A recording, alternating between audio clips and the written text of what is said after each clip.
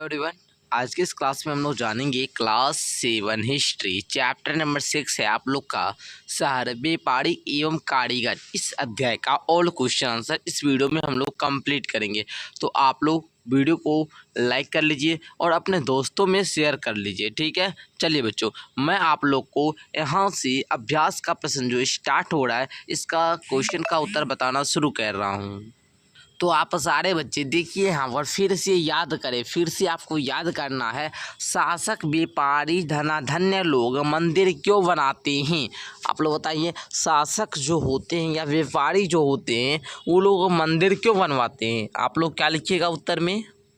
तो बच्चे जी आप लोग उत्तर नोट कीजिए, लिखिएगा उत्तर में शासक व्यापारी एवं धनाढ्य लोग मंदिर इसलिए बनवाते हैं क्योंकि इससे उनकी धार्मिक आस्था और धार्मिक प्रतिष्ठा प्रदर्शित होती है। इससे वे अपने धन और शक्ति का प्रदर्शन भी कर सकते हैं, है ना, कर सकते थे। साथ ही मंदिर बनवाकर वे अपने लिए पुण्य कमा सकते थे और अपने नाम कमा सकते थे। ठीक है, इसलिए बनवाते थे। ठीक है, अब बनवाता है नहीं। ठीक, अब बहुत कम ही लोग हैं जो मंदिर बनवाने में पूरी अपना खर्च लगाएंगे। सबसे चंदा वगैरह लेते हैं गांव वाले में से। ठीक है ना, अब उतना नहीं बनवाते हैं। ठीक है, पहले लोग बनवाते थे क्या, अपना धर्म के प्रति क्या इष्टा, मतलब धर्म को हम इतना चाह रहे हैं, धर्म को इतना मान रहे हैं, मेरे धर्म के प्रति इतना मेरा क्या है भावना है, उसको व्यक्त करने के लिए क्या करते थे, मंदिर बनवाते थे। ठीक है ना, लेकिन अब नहीं। अब मेरे पास इतना शक्ति है, मेरे पास इतना धन दौलत है, ये भी दिखाना चाहते थे, इसलिए भी बनवाते थे। ठीक है, शासक लोग, व्यापारी लोग, लेकिन अब तो नहीं बनाना चाहता है। ठीक है ना, चलिए दूसरा क्वेश्चन देखिए, कहता है शहरों में कौन कौन लोग रहते हैं?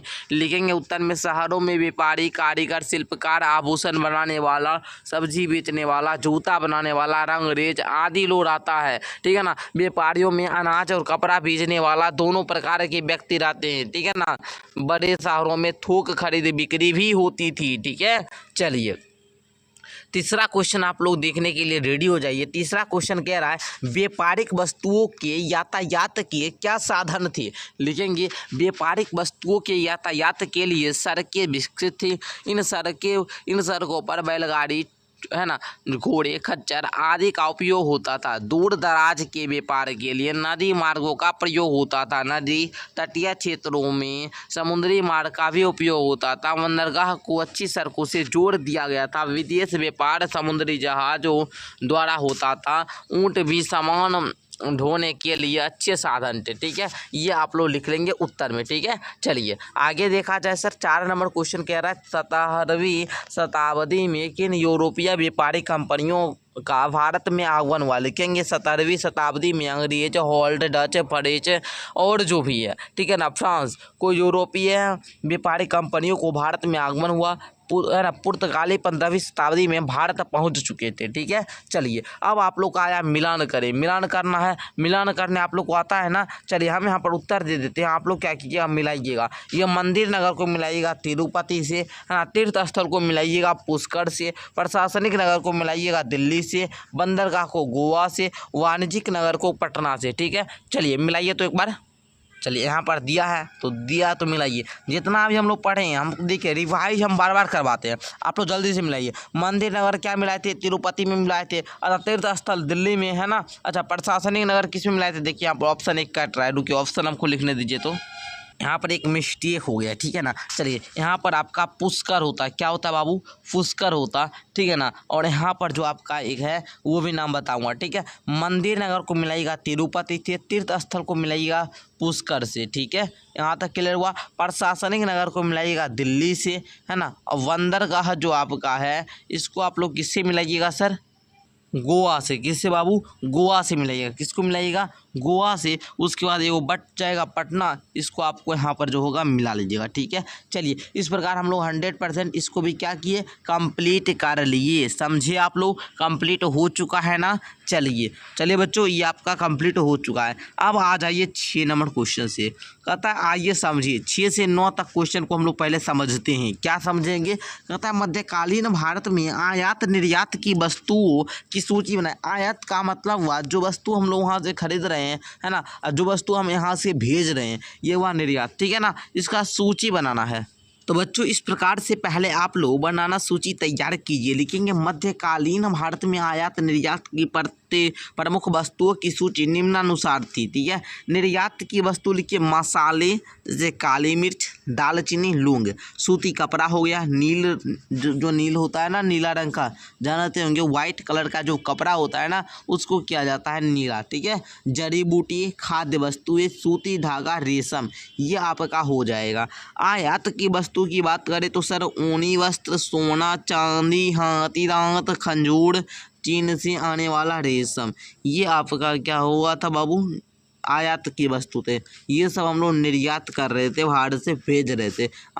लाते कौन थे, ये सब वस्तु को लाते थे। ठीक है, चलिए 7 नंबर क्वेश्चन आप लोग देखेंगे बड़ा ध्यान से। कह रहा है भारत में यूरोपीय व्यापारी कंपनियों के आगमन के कारणों को रेखांकित करें।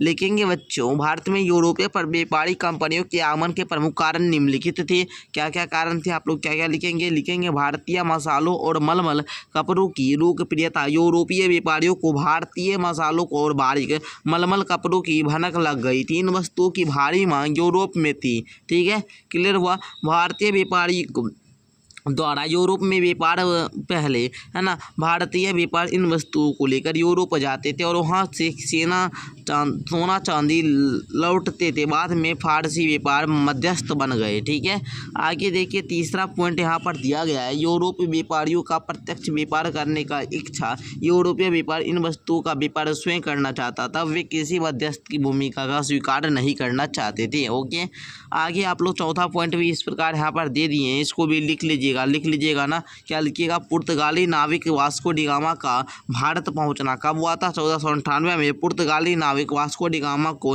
भारत आगमन और स्वयं व्यापार करना शुरू करना एक महत्वपूर्ण कारण था। ठीक है, उसी प्रकार एक अंतिम पॉइंट है, इसको आप लोग लिख देंगे। ठीक है, आगे आइए 8 नंबर क्वेश्चन का आता है, आपके विचारों से मंदिरों के आसपास नगर क्यों विकसित हुए। लिखेंगे मंदिरों के आसपास नगर विकसित होने के बहुत सारा कारण था, निम्नलिखित कारण था। लिखेंगे धार्मिक आस्था फर्स्ट कारण, दूसरा आवागमन व व्यापार, तीसरा आर्थिक गतिविधियां, ये सब कारण थे। ठीक है, ये तीनों कारण पर लिखेंगे तो थोड़ा बहुत टिप्पणी करना पड़ेगा, इसके बारे में बताना हुआ। धार्मिक आस्था किस प्रकार से था, तो लिखेंगे भारत एक धार्मिक प्रधान देश है। यहाँ के लोग देवी देवताओं के प्रति गहरी श्रद्धा रही है। जहाँ जहाँ मंदिर बने वहाँ दर्शनियों की भीड़ उमड़ी। अभी देखेंगे थोड़ा बहुत अभी हो चुका है 2 साल पुराना, लेकिन राम मंदिर का जब निर्माण हुआ था तो देखते होंगे वहाँ पर भीड़ कितना था। पूरा सभी जगह उसी का चर्चा, पूरा है ना, चर्चा हो रहा था पूरा भारत में। धार्मिक आस्था आप लोग जानते होंगे, अगरबत्ती सुने हैं, अगरबत्ती आप लोग जानते होंगे जैसे पूजा होता है, इस पर लोग इतना खर्च करते हैं ना कि आप लोग समझ जाइए। ठीक है ना, बहुत धार्मिक देवी देवती के प्रति मतलब मन साफ रहेगा ना रहे उससे कोई मतलब नहीं है, लेकिन जो दिखावा जो है ना ज़्यादा करते हैं। ठीक है, चलिए आवागमन व व्यापार, तो दर्शनार्थियों के आने जाने के कारण उनके उपयोग वस्तुओं की दुकानें मंदिरों के आसपास खुलने लगी, स्थानीय लोग भी इन वस्तुओं को खरीदने लगे। ठीक है, अब बताइए मंदिर है, मंदिर के पास हम लोग जाते हैं पूजा करने के लिए, वहाँ पर अगरबत्ती मिलना चाहिए ना, तो अगरबत्ती वाला क्या मिला, रोजगार मिला ना। नए नए मंदिर का आसपास नगर विकसित हुआ ना, वहाँ पर दुकान खोलेगा अगरबत्ती वाला। जैसे ही दुकान खोलेगा फिर ये क्या खोलेगा, मिठाई का दुकान खोलेगा, फिर वहाँ पर आपका माचिस का तो कोई दुकान खोलेगा। इसी प्रकार बहुत प्रकार दुकान खोलेगा, आप कोई होटल खोलेगा, क्योंकि हम जाएंगे भाई इतना दूर जाएंगे पूजा करने के लिए, फिर पूजा करेंगे, फिर 2-3 दिन लगेगा वहाँ पर, तो वहाँ पर रहने के लिए भी व्यवस्था होना चाहिए।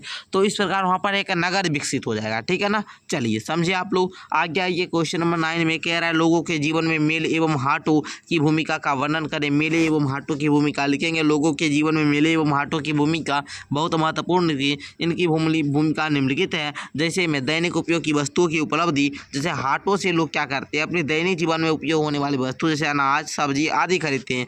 विशिष्ट वस्तुओं में उपलब्धि मतलब मेलों में देश भर के कलाकार और शिल्पी अनेक उत्पादों को लाते हैं। ऐसी विशिष्ट वस्तुएं हाट बाजार में उपलब्ध नहीं होती है। ओके, मनोरंजन का स्रोत, अब आप लोग मेला में जाइएगा तो बहुत सारा मनोरंजन का स्रोत मिलता है, झूला भी मिलता है। ठीक है ना, तो वहाँ पर झूल कर लोग मनोरंजन लेते हैं। सामाजिक संपर्क की बात करें तो मेले में आप लोग देखते होंगे सामाजिक संपर्क का भी माध्यम होता है, क्योंकि लोग क्या करते हैं एक दूसरा, जो लोग नहीं है वो मेला देखने के लिए आएगा तो वहाँ पर एक दूसरा क्या करेंगे, बातचीत करेंगे, तो इससे भी सामाजिक संपर्क बनते हैं। ठीक है, तो इस प्रकार आप क्वेश्चन नंबर 9 को समझ गए। क्वेश्चन नंबर 10 देखिए इस अध्याय में बनने शहरों की तुलना तो अब तुम अपने जिले में स्थित शहरों से करें तो लिखेंगे दोनों के बीच समानता क्या और दोनों के बीच असमानता क्या। तो दो देखिए लिखेंगे समानता में लिखेंगे विशिष्ट वस्तुओं का खास खास है ना मोहल्ला है ना जी। उसके बाद थोक और खुदरा दोनों प्रकार के व्यापार होता है। सरकारी अधिकारी और व्यापारी कर्मचारी रहते हैं, गांव में भी रहते हैं, वहाँ पर भी शहर में रहते हैं, यहाँ पर भी रहते हैं। ठीक है, तो असमानता भी हम यहाँ पर दे दिए, इसको भी क्या कीजिएगा